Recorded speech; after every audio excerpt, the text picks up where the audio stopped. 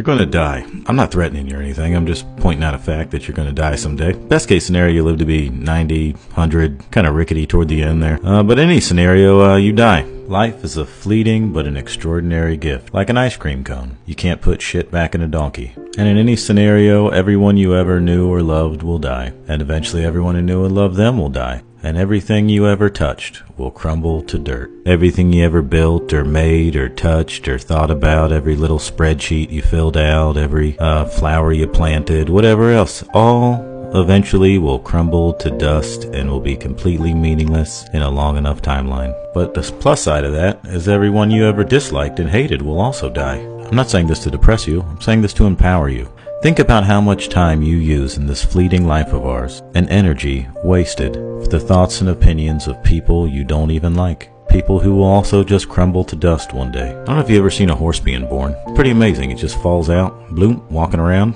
It's a horse. You don't need to explain anything to it. You don't need to understand it. It never spends any moment of its time trying to figure out what it truly means to be a horse.